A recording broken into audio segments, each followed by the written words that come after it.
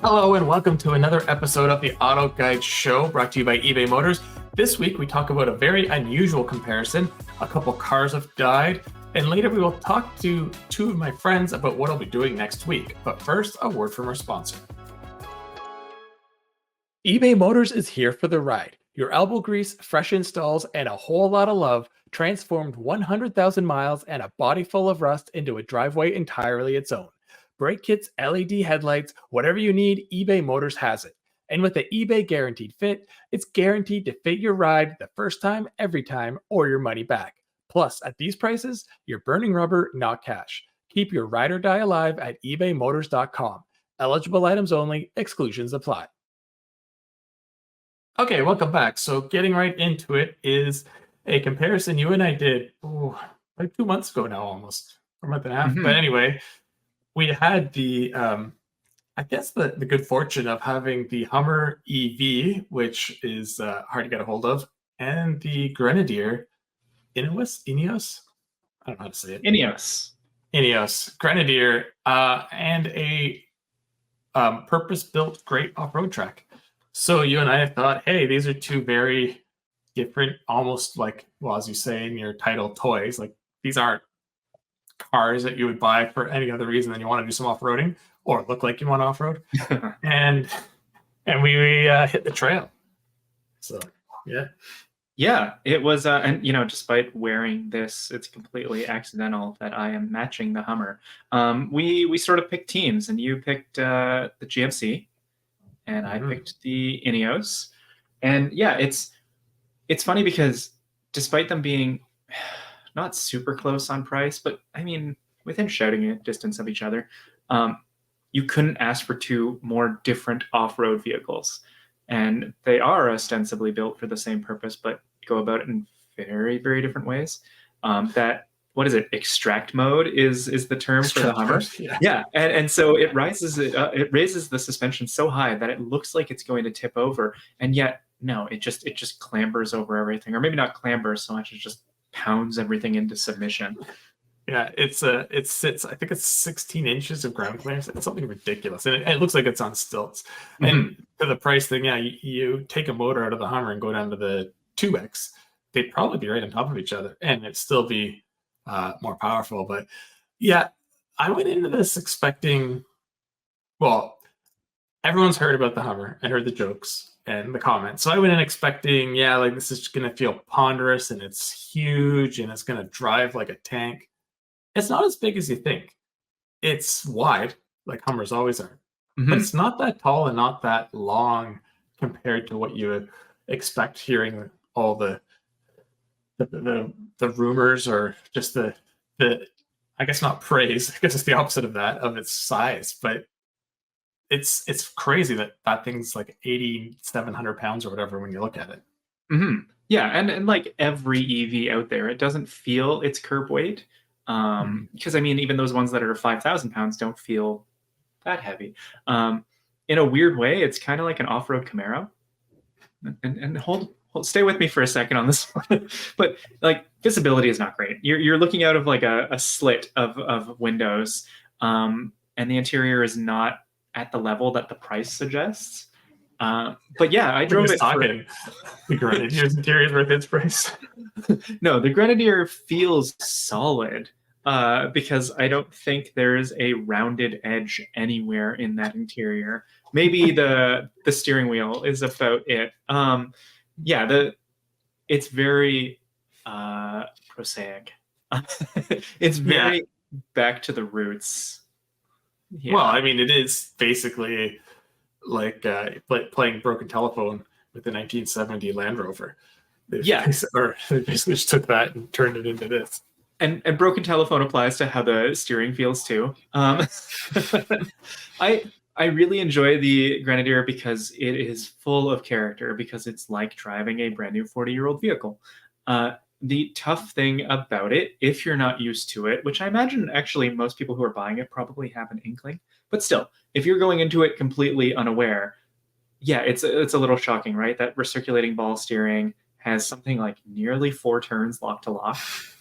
And so you're That's constantly crazy. like winding one way or the other. There's not a lot of feel. It's pretty vague. But off-road, it lets you make like pretty large adjustments easily, that translate to fairly minute adjustments down at the wheels. And so Mhm. I like that, but it's not for everyone. I can't imagine dailying this on modern roads or highways. I mean, people buy Wranglers of all price now, and it's very similar in feel and capability. We went for a ride in it on the trail, and I think there's one hill you had a little bit of trouble with, and it was just a matter of not taking enough momentum. Mm-hmm. Otherwise, it gets through everything. It gets through everything really well. It's just it kind of rides like a 40-year-old vehicle, whereas the Hummer, you raise it up 17 feet in the air in extract mode. You put on its four-wheel low, which is hilarious because it's just electric motors, but they act more like a low-speed transfer case, which they do because when you hit the accelerator, you're not getting that surge of power. Like it's delaying it a bit, and it's doing a lot of engine braking. Well, EV motor braking, I guess. But anyway, Mm-hmm. it's kind of like I likened it to back in the day when the GTR first came out and it was blowing supercars out of the water on track, but it had like no personality or feel. It was just very like it could outdrive itself. It just did everything perfect. That's what this is like. You're going off road and you see an obstacle and like, oh, geez, this is gonna be crazy, and you're like, bump, like just like it hit a speed bump. Like there's the whoops, and you're like going up in three wheels, and I just went over like they were just a speed bump in Walmart, and the hills and the splashes. It's the it does what it's meant to do. And I Yeah, think that was the point. GMC's engineers were like, let's just make the most crazy off-roader, and just it happens to be electric. yeah, yeah. And for the Ineos, it's how do we make a old vehicle but with new parts? And Mhm. yeah, Like it was a mini it was steering wheel. fun. Yeah, yeah, mini steering wheel. It was a good time, and it's fascinating. And I just want to remind all listeners, go watch our video on YouTube Yeah. about us taking them off road, because as Mike pointed out, there is a pretty substantial difference with how they ride from the inside, handling that off road course. And if you got a Grenadier and you just put on a nice straight pipe exhaust, you get that sweet BMW inline six sound. True. And one last thing before we leave, the Hummer saved by its rear steer. Without that, it would have been hard in there. And I didn't do the crab walk. I know everyone talks about that, but just to get around trees and stuff, it was very, very nice. And we got into them about 3/4 of the way through the day. So I don't know what you estimate. They were on the trail maybe 3-4 hours straight, Mm-hmm. and the Hummer was at 90% charge. So people were like, "Oh, I can't take it off road because it's gonna die before I get back." It's like, no, if you're at off-road speed, that battery's going to last a long time, like easily 3 a day, probably even 2 or 3 if you wanted. Um, Mm-hmm. I'd love EVs, to. yeah, sorry, Oh, yeah, go on. no, you finish. You finish. I was going to say EVs don't lose their charge when you're keeping them at low speed nearly as fast as when you're cruising on a highway. Mm-hmm. And that's what I was going to say is like I'd love to see an efficiency comparison like geared just towards off-roading, because I think that might be a unexpected EV strength, right? Is that yeah, you're not when you're off-roading with an gas vehicle, you are burning a ton of fuel while barely moving, but an EV, you're not going to be doing much different than if you were rolling around slowly in town, which is pretty good for EVs. So yeah, Yeah. it was interesting. Yeah, no, you make a pretty good point. Your engine's always running off road and it's running at high RPMs because you're a four-wheel low transfer case. Whereas this, it's only wasting energy when it's powering the wheels. And if you're sitting there, it's not wasting any energy. When you're rolling down a hill, it's actually getting energy back. So yeah, that would be interesting. I think we have a comparison to do one day. Guess we got to do this again. Yeah. All right, moving on. We didn't try this, but our freelance colleague Lee Bailey did. It is the new QX80. I don't think there's huge surprises. Every time I see it, I'm like, it looks so much nicer. I mean, it has a bit of maybe an Escalade look to it, but compared to the last 2-3 faces, it looks really nice. Oh yeah, yeah. The one from like the late 2000s with its 5-head. Yeah, yeah. So I mean, good for Infiniti.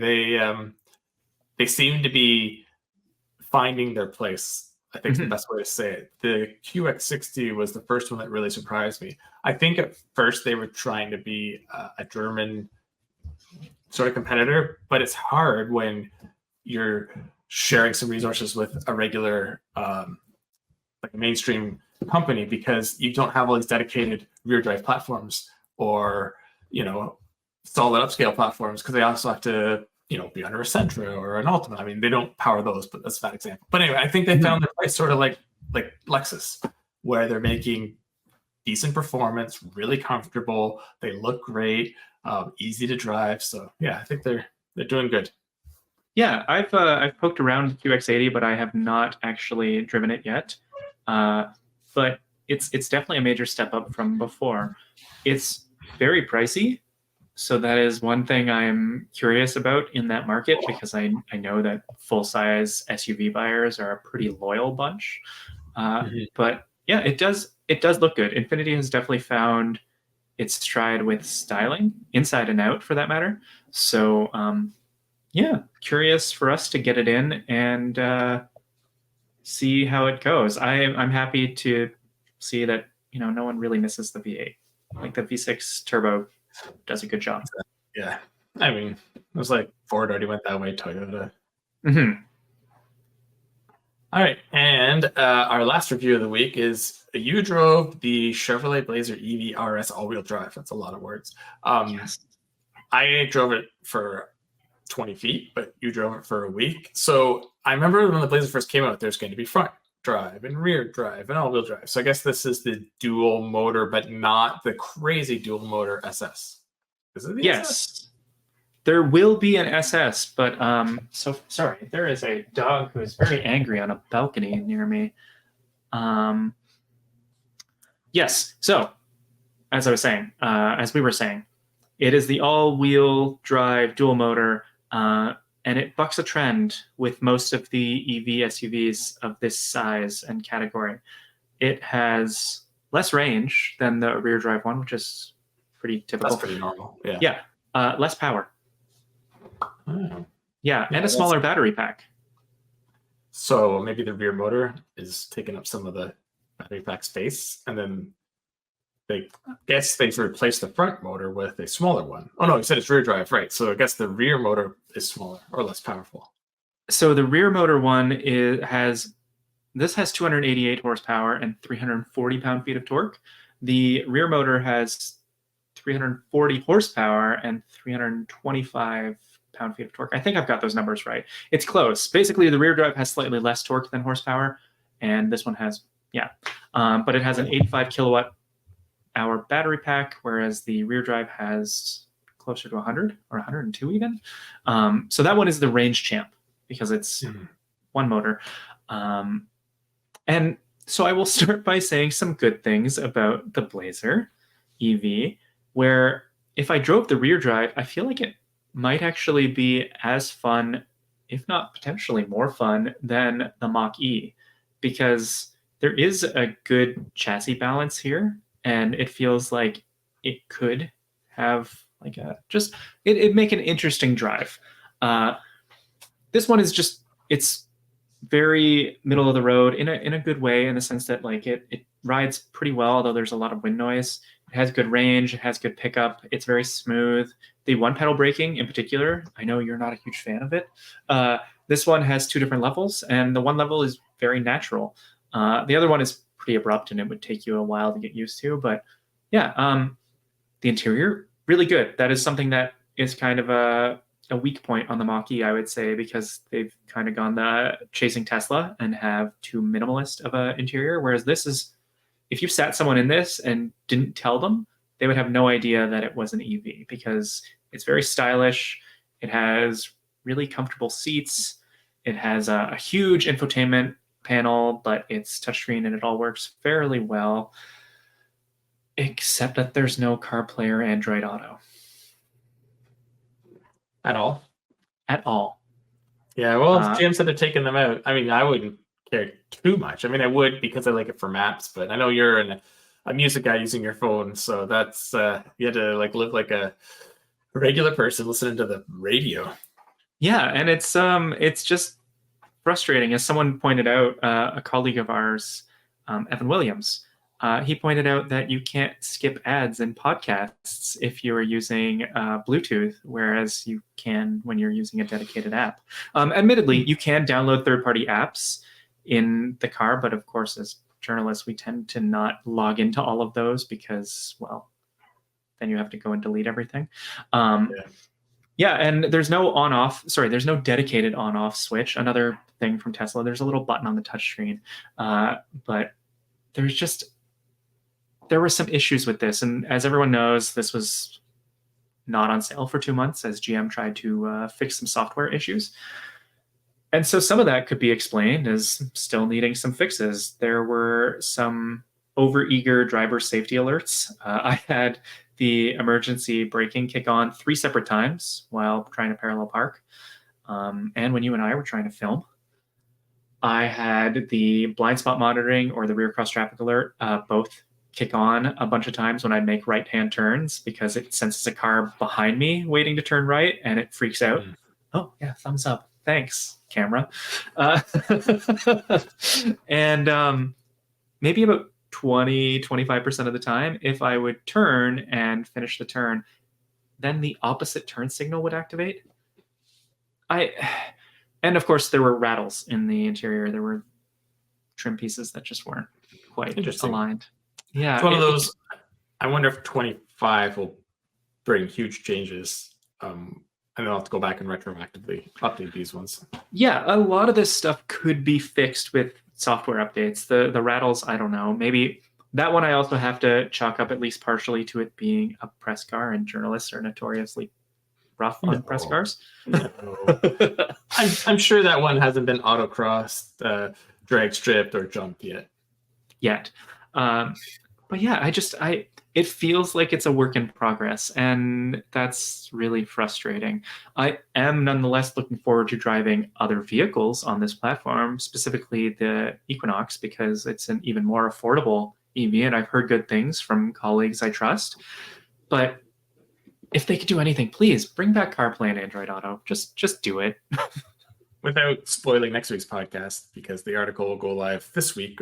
The Lyric was great, and it's very closely to this. And I've heard great things about the prologue, so it seems like maybe it's a Blazer, maybe it's this car. But yeah, it'd be interesting to get some other things because I really enjoyed the Lyric. I did not expect. I thought I'd like it because I usually like Cadillacs, but I really liked it. Yeah, Lyric is excellent, and also, I mean, there's not much of a price gap between them once you really get into it. So, all right, well, we better move on. Yep, that's it for reviews. So, 2 other quick pieces of news. BMW's killed the X4, which surprised me, actually. We talked about this a couple times, that evens were coupes and odds were more boxy. I mean, nothing's real boxy, but and the way the new 1 and the new 2 were designed, X1, X2 I'm talking about, it fit that pattern. So all of a sudden there's no 4. So yeah, this is an odd move. It must not be selling. I haven't dove into it because it's been a crazy week, but I'm wondering if this is sort of like the X2, where in North America the X2 was just put out to pasture a couple years before the replacement, and so I'm wondering if maybe there is an X4 coming. It's just there's going to be a year or 2 off. True, because we did just see the new X3, so you're right. Yeah. If they wait a year for the X4 or 2, that could be it. I mean, it's sold okay. I'm just looking at the numbers. It's been selling. It was selling up around 9,000-10,000 a year up until so far this year. It's only halfway through, so that's pretty decent. It sold better than the X2 did, and the X2 got a new generation. So so I think your theory is right. I think they've just killed it for now. It's not gone forever, but maybe it is. Who knows? Moving on to our last story, Toyota kills the base Supra. So the Supra was never overly affordable, and now it's less so. I mean, if you're buying a Supra and you look at the entry level, it was missing too much in my books. That if I'm going to spend the money already, I'm going to go up a level to get the performance bits I want. And it's very similar with the Z from Nissan. It's like you don't get, I don't even think you get a limited slipper and stuff when you go base, but yeah, so the Supra is really pushing itself up the price bracket while new competitors come out that are more affordable. I think I've heard this story before. I mean, so I'm just going to point out that because that's my picture from last year, and that was the manual 6-cylinder, still a fantastic car and worth the money.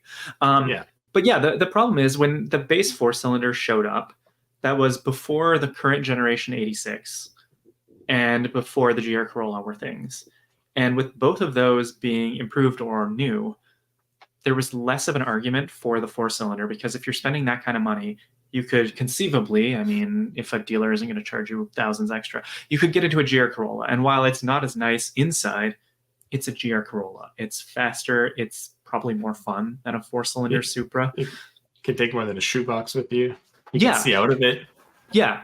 So, and the GR86, the new one, is so good that, yeah, you'd miss a little of the turbo torque of the Supra, but otherwise you're saving hundreds of pounds. Like, yeah. Again, space too, and visibility. Like the Supra, I really like it, but it's very purpose built. So you're right. If it starts pricing itself outside of similar performance, that's a problem. Yeah. So this makes sense.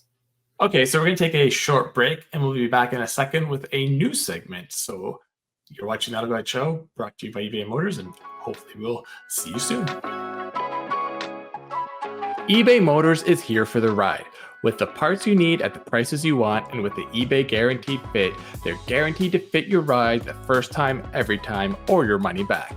Keep your ride or die alive at ebaymotors.com. Eligible items only, exclusions apply. All right, welcome back. So we're putting our top reviews and news in one segment like we just did, and that's to open up a new segment that's going to be like a question of the week, or it might be like a top 10 list, or it might be another kind of theme, just something for Kyle and I to discuss. And we'll go into a lot of these blind, because I think then you get a better general natural reaction. So this week, because I'm going on a road trip, but more on that later, I figured we could pick what we think is the most underrated road trip car and the most overrated road trip car. So let's start with the underrated. I can go first since I sprung this question on you. It's one that I have been saying since we did a comparison, I guess about a year and a half ago now. But I don't think the Buick Enclave gets enough credit for how great that thing is as a highway cruiser.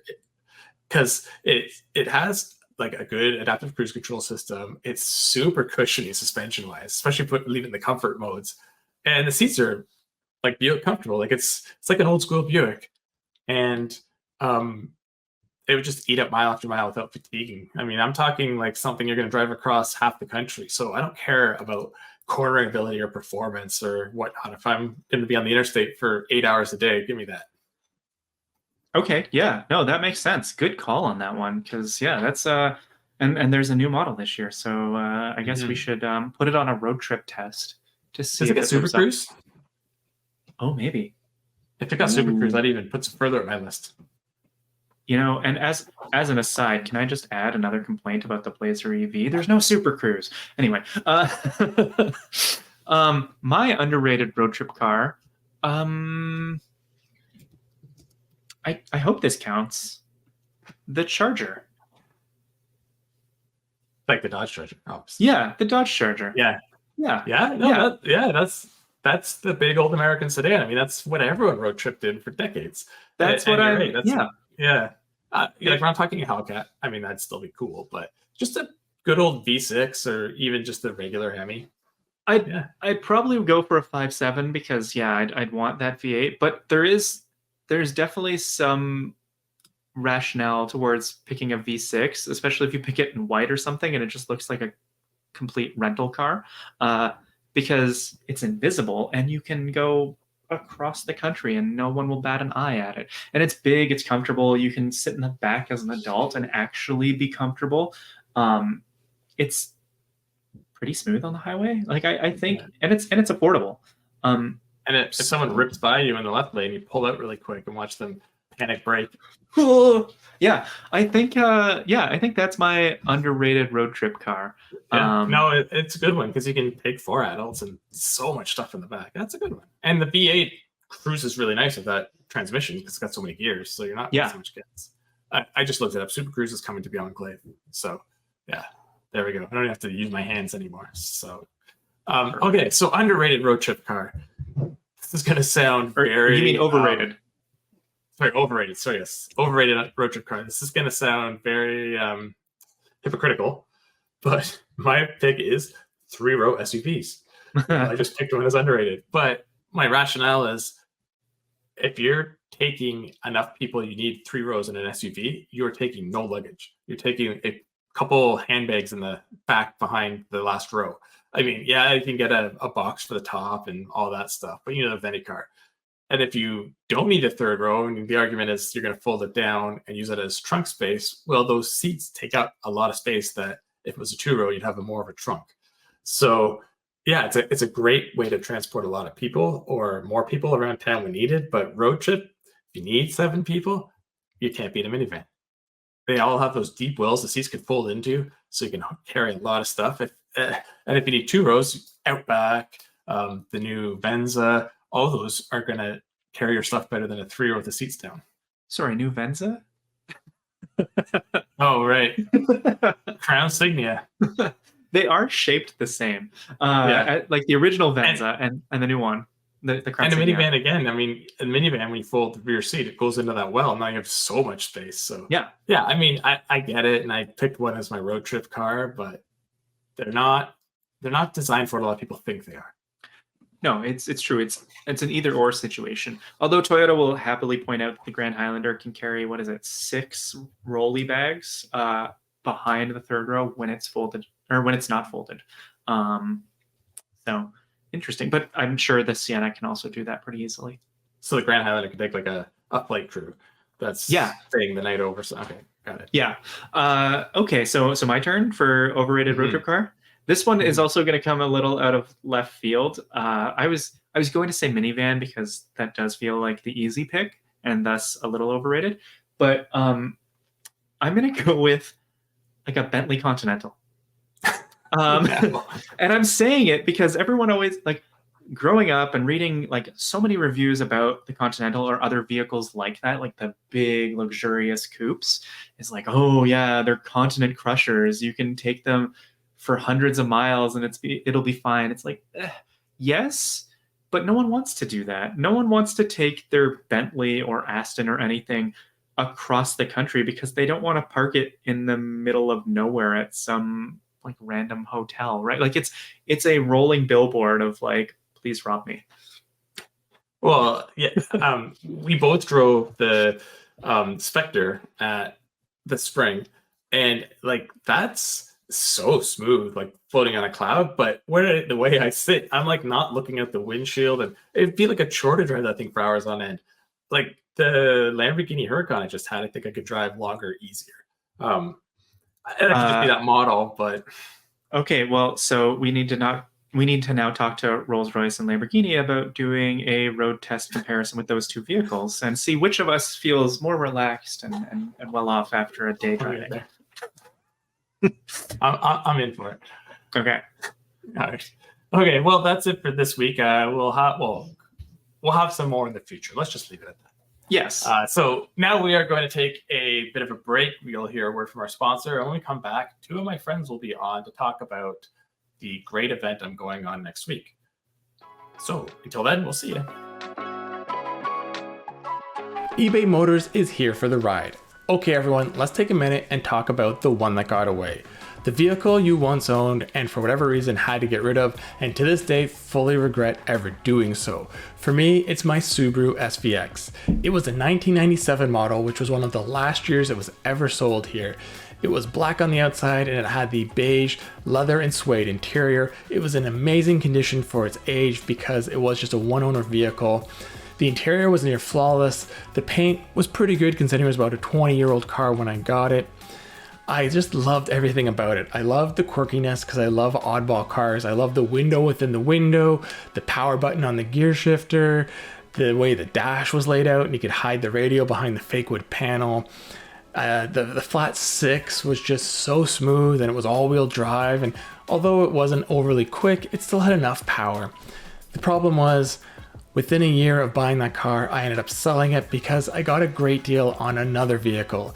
And to this day, I regret doing so. Part of the reason I sold it was Although it was in great shape, it wasn't perfect, and there were things that needed to be fixed, like the air conditioner, reservoir, some bearings, and other bits. And back then there was no eBay guaranteed fit program, so finding parts for such a rare 20-year-old car was not easy. Luckily, I sold it to someone who not only cared for it, but took the time to fix it up, and every once in a while I do get to still see it, and I still regret ever getting rid of it. I am constantly online looking for a new SVX because now I have a system that I can find parts for it, but I haven't come across one that's both in the right condition and the right price range. With over 122 million parts, you can make sure your number one ride or die stays running smoothly. Brake kits, LED headlights, roof racks, bumpers, whatever your baby needs, eBay Motors has it. And with the eBay Guaranteed Fit, it's guaranteed to fit your ride first time, every time, or your money back. Plus, at these prices, you're burning rubber and not cash. Keep your ride or die alive at ebaymotors.com. Eligible items only, exclusions apply. So welcome back. This week we have two very special guests talking about something that's really close to me, Rally North America. If you could introduce yourselves and what you do, we'll start with Tony. Okay, my name is Tony Intrieri. I'm what would be called the operations manager. I kind of plan our routes and try to work out the areas we're going to stop at and the checkpoints, that type of thing. That's my kind of part of this equation. So all right. That's my role here. My name's Scott Spielman. I'm like I do all the other stuff that Tony doesn't do. So I do all the accounting, do all the business operations side of it. I do all like decal planning and all the logistics behind the scene for that. So basically just all the stuff that doesn't really include the route. If it wasn't for Scott, we wouldn't have an organization, right? I enjoy working out routes and places to stop at and talking to race facilities, that type of thing. But accounting and spreadsheets and city I forms. don't want to do any of that. City forms are great. Yeah, Scott's the brains of the operation and Tony's the face. That's probably accurate. I try to push Scott in the spotlight more and more, but it just I mean, we've known each other for over 15 years, I guess now. So and I've been with you guys since day one, so I really get it. But for our listeners, can you just briefly describe what Rally North America does and tries to achieve? You want to take that, Scott, or you want me to? Well, so our organization, basically, we really try to create an event that actually everybody can afford to go to, is family friendly, and we raise a bunch of money for charity. So, in the very beginning, like as you know, we started out really small. We had a handful of people, and now we basically have grown to 85 cars every event, raising about $225,000 per charity per rally year. So it's come a long way from where we were. Basically it's like I say this all the time, and everybody talks to me. It's basically like a great big family, to be honest with you. Yeah, I mean, you know this, Mike, because you were with us at the very beginning. We looked at the landscape of what was out there as far as an event you could do with your car, you could participate in. It's not a car show. It's not a static type of event. It's an event that is going to take place over multiple days and travel thousands of miles. And there were other events like that, but they were lifestyle type events that cost, upwards of $20,000 to be a part of. And that's not something that your average car person could be a part of. And in reality based, a lot of the people that attended those lifestyle events weren't really car people. They were people that wanted to be seen. And we wanted to create an event where, you didn't necessarily need to be seen, but you wanted to see things. So we wanted to check out different parts of North America, see what's out there on the back road, stay off the highways, be respectful to the people you're sharing the road with, and do it for a good cause. And that's kind of how we got into this thing. And it just sort of snowballed. I mean, with the first year we raised, what did we raise, Scott? $7,400, something like that. Yeah, yep. It was to Stephanie. We were happy about that. It's like, hey, we got a bunch of people to go out and see parts of Route 66 over a 3-day period, and we raised a decent amount of money in direct donations to this charity. But now, like Scott said, we're at like $225,000 last year that were direct donations to a charity that made an impact. And our event has evolved over the years. In the first few years, we would just stop at locations. Now we include race venues in almost every event. We've been on Talladega, we've been on Darlington Raceway, Watkins Glen, VIR, Pueblo Motorsports Park, Portland International Raceway. We've been to multiple national parks throughout this thing. We've been up to Canada, up to St. John, Canada. We've tried to go to places that people would find were interesting, our participants would enjoy seeing.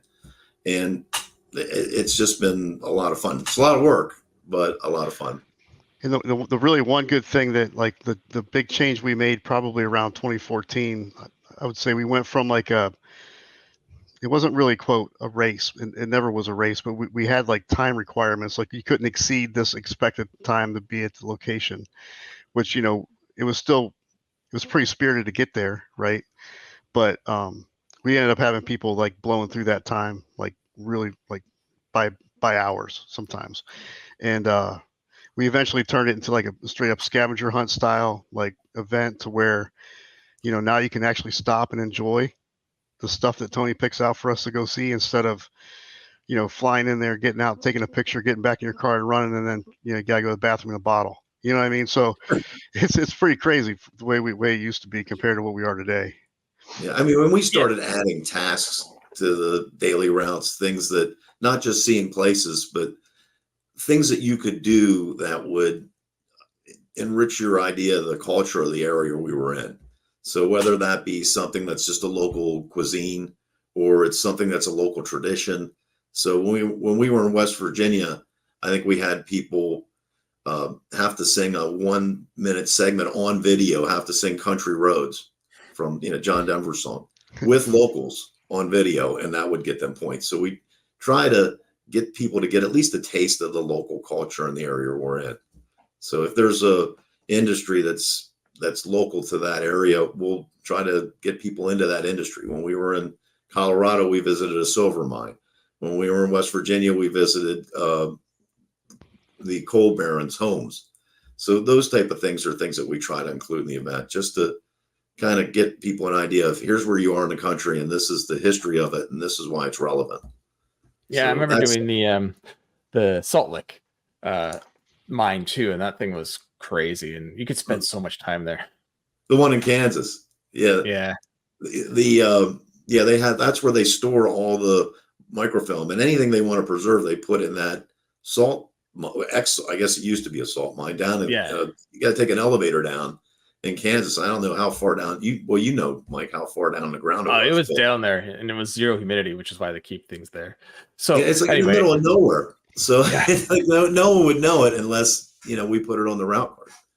So just kind of circling back. So the event, for those listening or viewing that aren't fully familiar, it's usually 3 or 4 days. Like Scott said, 85 cars. Every day, Tony gives us a route card, and it's part scavenger hunt, part trivia, part just adventure. And then you get points, and the team with the most points wins at the end of the day. There's always been sort of, I describe as 3 groups that do this event. There's the people that do that and go for the win and try really hard, and they're eating things while they're driving, and we have 17 people back home looking things up for them. Then there's the people that really like the social aspect, and they just kind of leave and go to the next hotel and wait for everyone to arrive and have a good time that evening. And then there's my group who just sightsee.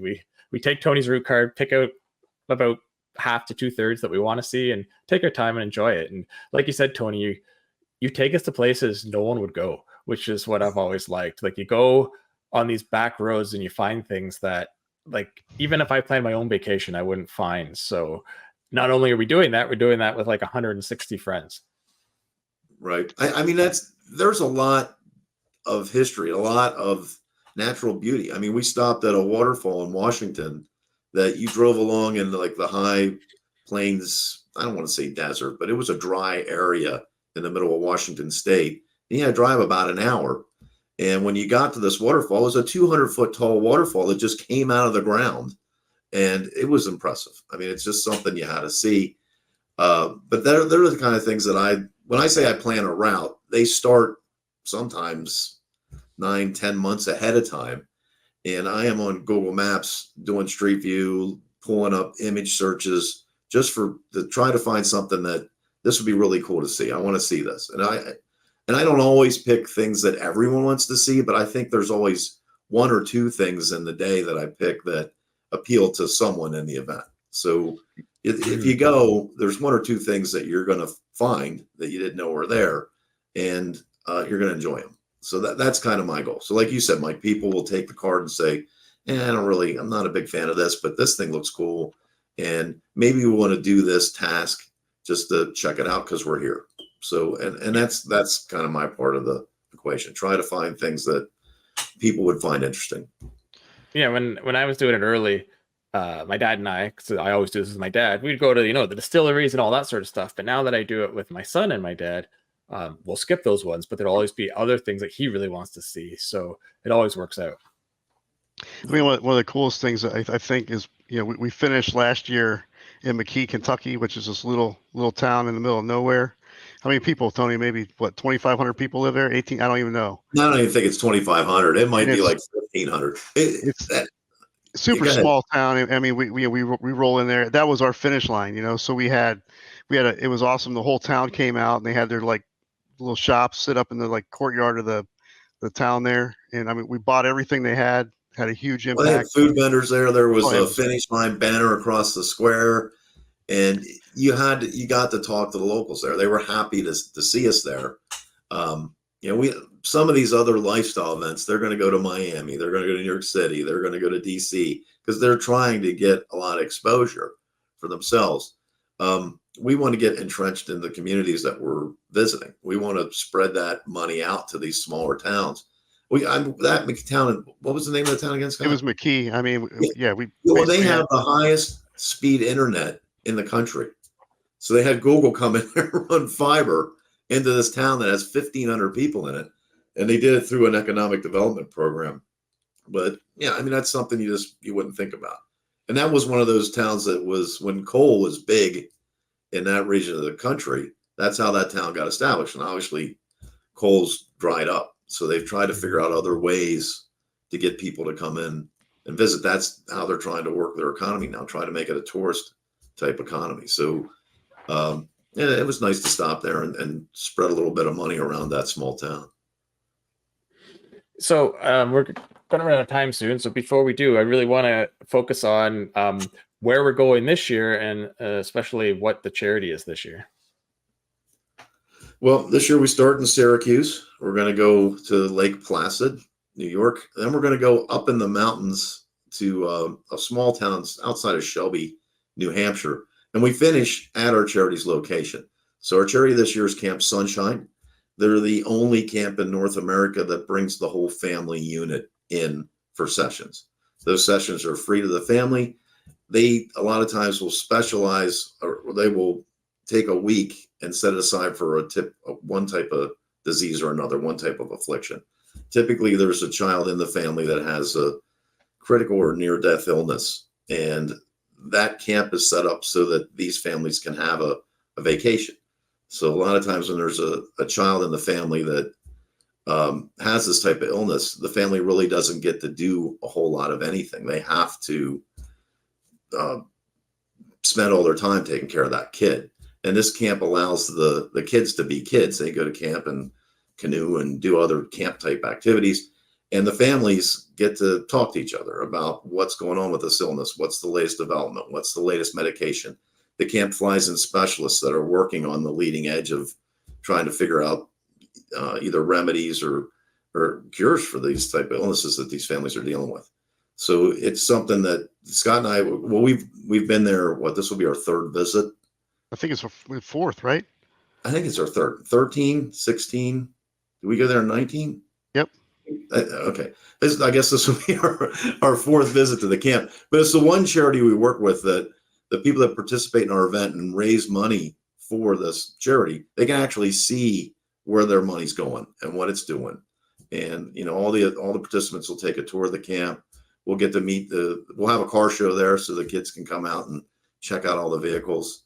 But Camp Sunshine's a really good 4-star charity navigator rated charity. They do a great job with the money we get to them.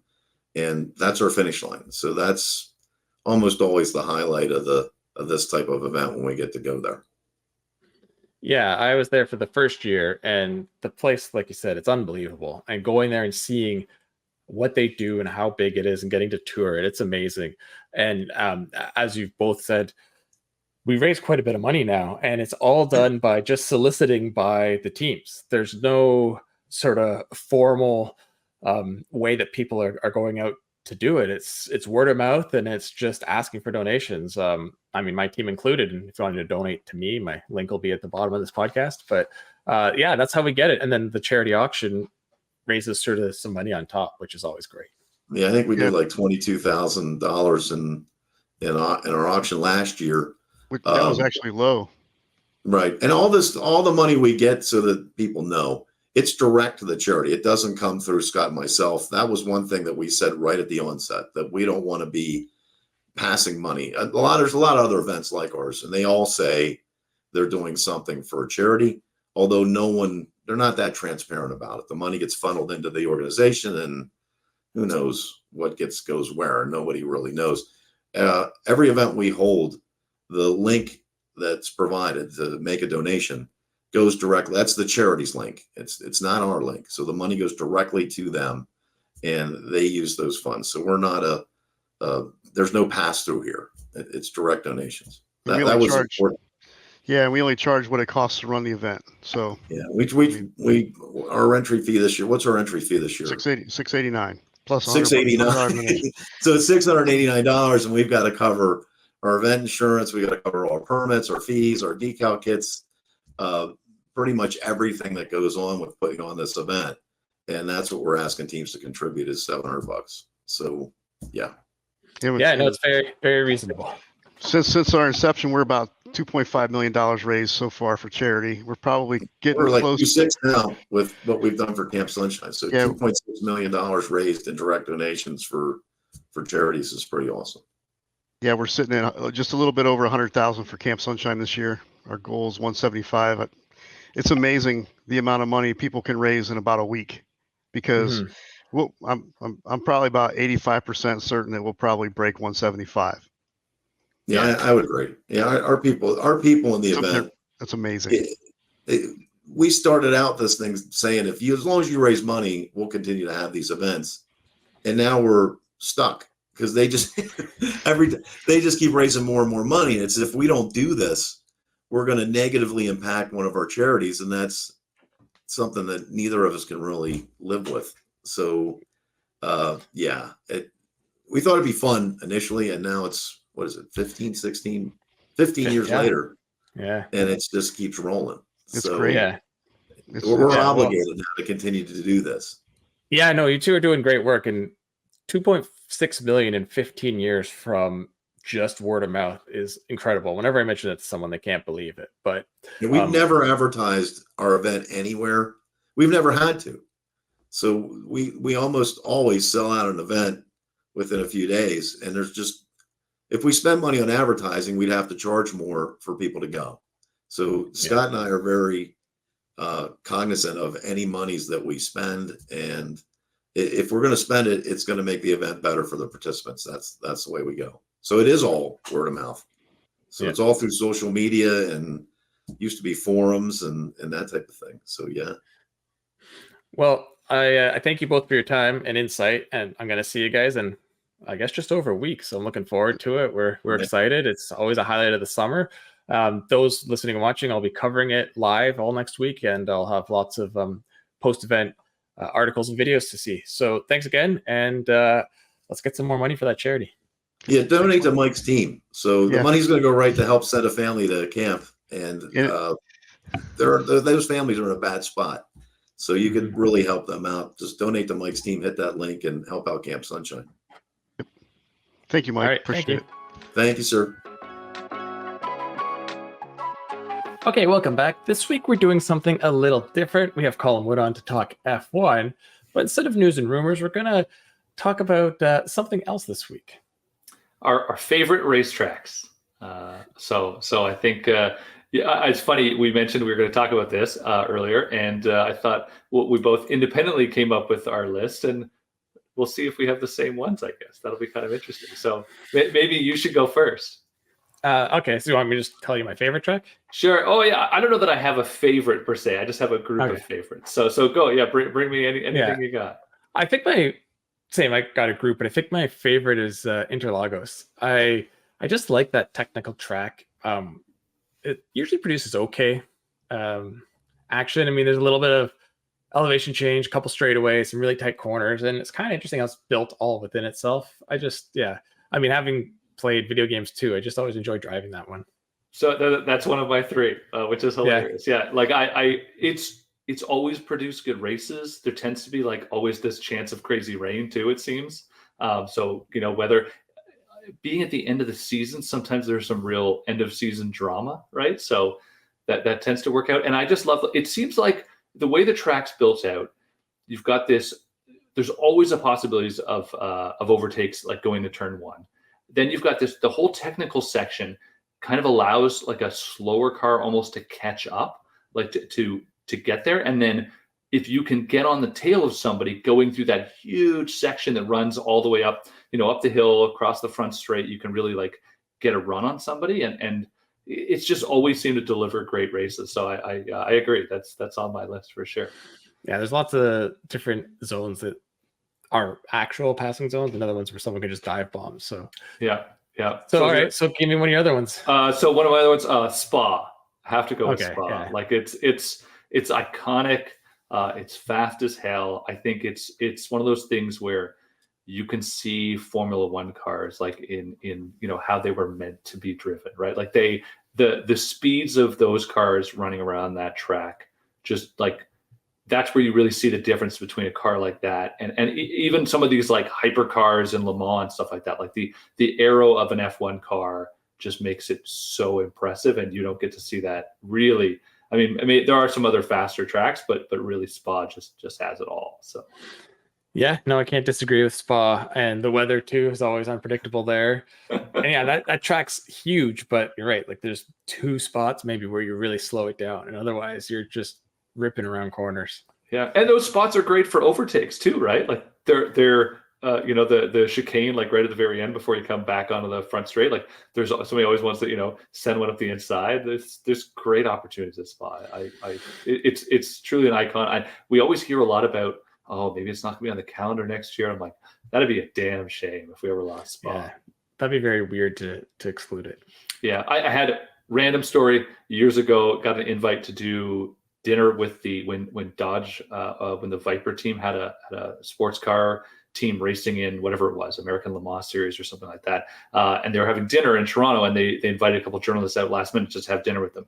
And I can't remember his name now, which is bad of me, but there were 4 drivers, 2 cars, and there were 3 of these guys were young bucks, and one guy was much older. He was probably my age now, and he was sort of visibly the old guy of the team at the moment. And he talked about how he loved Mosport, but he loved Spa because he said it was an old school track and it was a big boy track. He said, like if you screw up at Spa, you screw up big, right? And it punishes mistakes, and he really loves that. And it's gotten away from that a bit. There's a bit safer than it used to be, but there's some jeopardy in that really makes it exciting. So yeah, like the Nordschleife. Yeah, exactly. So another one of my favorites, sticking with speed and classics, is Monza. I just love that track. I know it doesn't always, sometimes it produces good racing, sometimes it doesn't, but I just love ripping down the street, diving into that chicane. I mean, it'd be really cool if they took it out and just let them go again, because you'd have so many draft passes on the straight into the, I guess would be corner 3, but how it is still fun. Yeah, it's a monster track. It's hard to hate Monza. Yeah, there's always 2 cars are taking each other out on turn 1 every race. It's always going to happen. Yeah, and some of those corners, I can't now. I don't know all the names. I can't think of them right now. But yeah, you go to the front straight. You've got the quick kink, and then you head through that next corner. It's a big curve, and you often see cars getting like side by side through there, like really just trying to like put the power down and corner at those speeds, and those are great. I remember it was a crash a couple of years ago. Charles Leclerc just like literally just went straight off there, right? And that's intense. Yeah, especially if you suddenly lose aero, because that's it's keeping you on the track at that point. It is.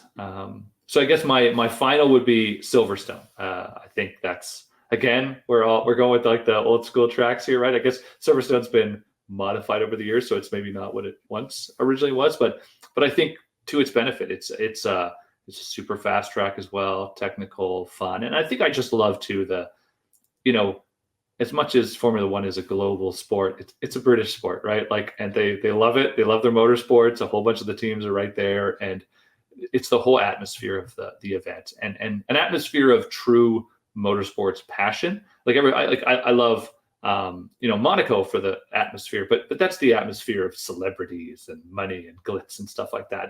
There's that at the British Grand Prix too, but it's a celebration of motorsports, right? And it's just so authentic, and I love that.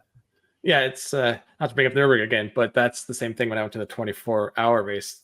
People were saying that had been to Le Mans or Daytona. They said, like, at Le Mans now, it's hard to get a ticket and hard to be anywhere, and it's a lot of corporate or celebrity.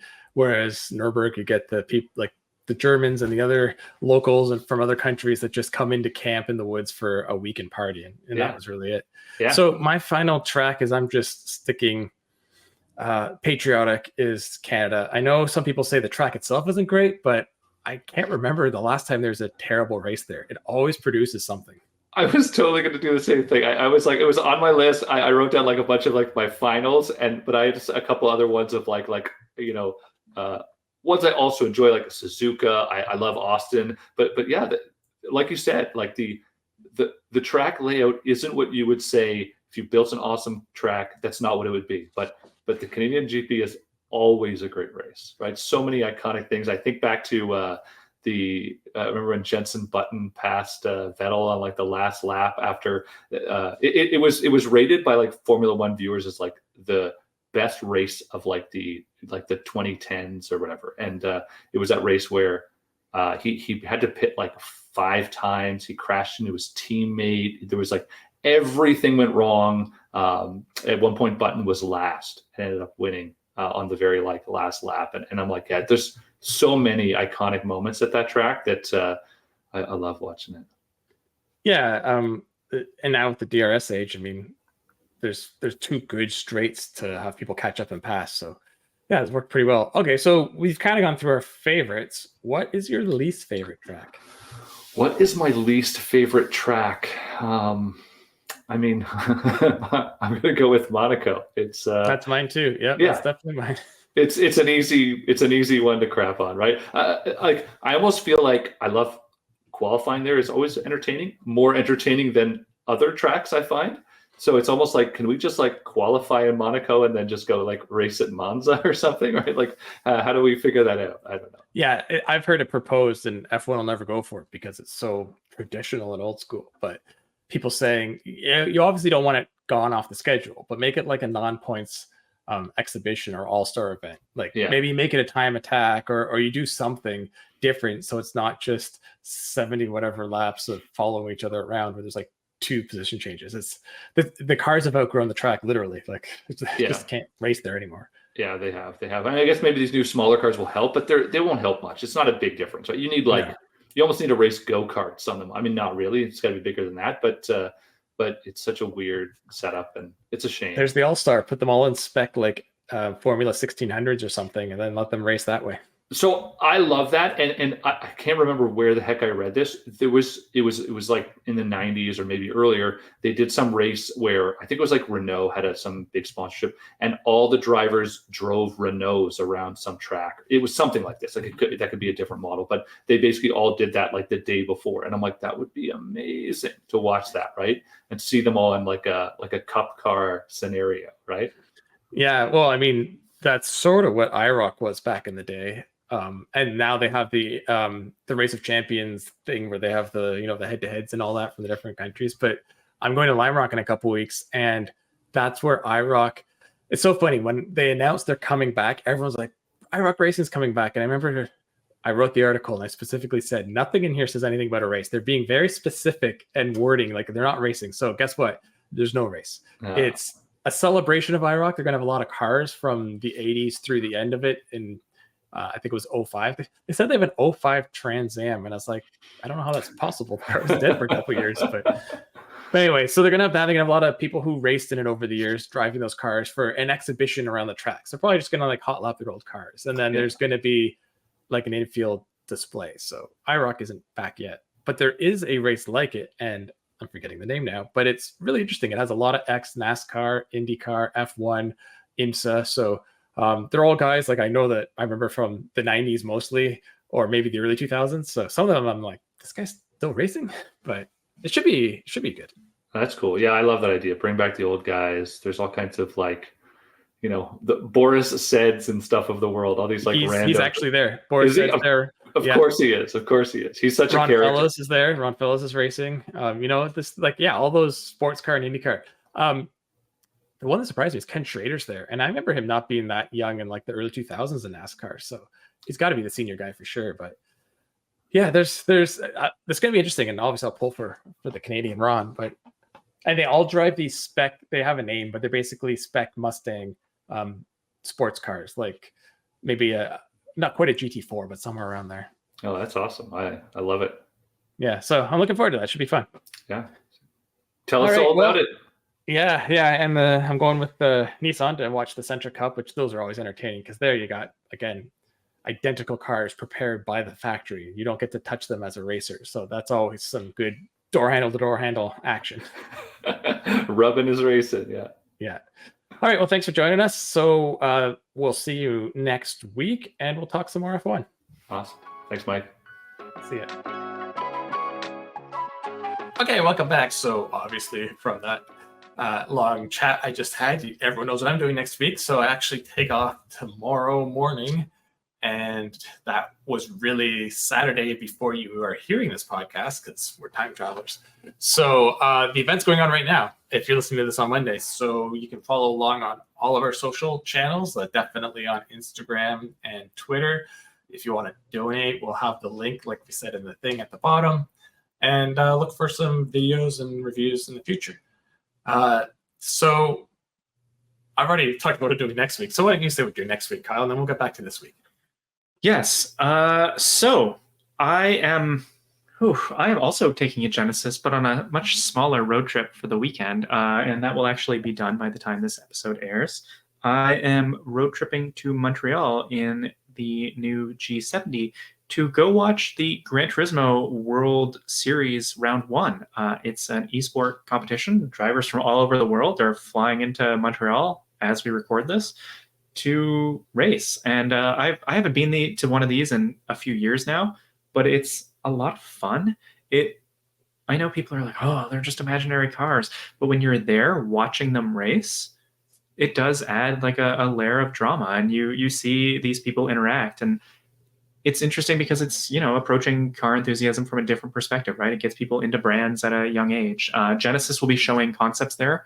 So I'm looking forward to bringing this with me. And then the other thing next week, little thing, just minor thing, I will be going to the Goodwood Festival of Speed. Oh man, that sounds like an awesome time. Just back to the Genesis, you didn't mention the biggest news. Who cares about the World Series? They're going to tell you what the next update is. That's what I'm looking forward to. That's true. Yes. The next update of Gran Turismo, again, probably by the time everyone listens to this on Monday or after, the information on the next update of Gran Turismo will be available. But currently we don't know, and that's really exciting. Yeah. So on to Goodwood. Festival of Speed is something I want to do so bad. I know some people would rather do the revival and watch the races and get to dress up and stuff, but I just want to see all the craziness of those things ripping up the hill and the motocross and all the other. Yeah, that's more my style. I could just probably park myself on one of those corners and not move all day, and I'd have the greatest time. Yeah, I'm intentionally not talking about it much because I don't know much of what really is going to be happening there, but I will be recording next week's episode with a secret surprise co-host. And I'll be talking about a lot more of it then. But I am, like you, really looking forward to it. This is definitely one of those bucket list items. I've never been. I have been to Goodwood, but I've never been to the Festival of Speed. So, yeah, I'm just excited to look at all the cars there, watch a bunch of runs, and just make a bunch of galleries and post a lot on social as well. Like you were saying with your road trip, I will be sharing a lot of stuff next week. So our social channels are going to be busy. Yeah, we're gonna confuse people. I'm seeing this weird little back road shop thing in the US, and you're like, here's a Bentley going up the hill. But Here's a one-of-a-kind car. yeah, we'll have our own hashtags going. Yeah, hopefully, like when I went to Nürburgring with Hyundai, your hosts have like an area where you can see really well and really enjoy it, because that would just be awesome. Like that's what I was planning to do until the race got canceled. I was just gonna sit there and watch that chicane all day. But Instead, you just watched a wall of fog. yeah, and some German TV. Yeah. So yeah, no, I'm jealous. You have to tell me all about it, and I'm gonna try. That and Le Mans, I still need to get two in my life. At least I got one of them done, and now you've got one done. So maybe we'll swap next year. Yeah. Like you said, I won't be on the podcast next week. Although the rally ends Wednesday night, I got to get back, and that takes 2 days to drive, so I'll be on the road. This week, I did nothing. I mean, I did a lot of work, but I had no cars or anything preparing for what's coming up. So Right. I have been pumping up videos. So go to our YouTube channel. There's one on the Lamborghini that just posted this week, the Porsche Panamera, and the Ford Ranger Raptor should be up early next week. So yeah, lots to see. Yeah. Sweet. All right. Did you drive anything this week, Kyle? That's right. I did. Yeah. And you know what? Now I feel bad. I drove the Lexus UX300H, the 25 model. That's right. And I don't want to make it seem like it's not a good car because I forgot to talk about it. It's just a lot is going on. It's actually a really good car now. There are still some issues with it, which I'll get into when we do a podcast portion on the review. But the new powertrain is the one from the Corolla Cross Hybrid. And even though it doesn't add a whole lot of power, it's only 15 on paper, it makes for a transformed driving experience. And it's just a really likable little car. I guess the one thing I will say that I'm sure isn't a surprise for most people, of small luxury cars are a hard sell because it's the same reason, like when you go to a fast food place and you're like, they're like, oh, it's 50 cents extra to upsize your combo. And you're like, yes, easy decision. It's so cheap. There's very little extra money to go up to the next size class. And so that makes it hard to justify the UX because it's pretty expensive for its size. But if you're honest with the amount of vehicle you need, like it's really good. Yeah, that was our big issue when we did a comparison a little while ago. Was it's a decently styled car inside and out. It drove okay, but that engine was just a letdown because it was so buzzy, and it felt like you were in a last gen Prius with a Lexus badge, where the new ones are so nice. So yeah, when this came up for review, I wanted to book it right away, and this was the only week. So you took it because I couldn't, but it's interesting, or it's good to hear that what I was hoping was going to happen to it did. So yeah, I'm gonna have to try one out sometime down the road. Maybe we'll have a comparison when the X2 comes or something. Sounds good. All right. Well, we'll wrap it up there. So this has been another week with the Auto Guide Show, brought to you by eBay Motors. Kyle will see you next week, and I will see you in 2 weeks. So long, everybody. eBay Motors is here for the ride. Your elbow grease, fresh installs, and a whole lot of love transformed 100,000 miles and a body full of rust into a driveway entirely its own. Brake kits, LED headlights, whatever you need, eBay Motors has it.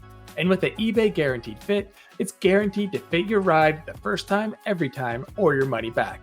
Plus, at these prices, you're burning rubber, not cash. Keep your ride or die alive at ebaymotors.com. Eligible items only, exclusions apply.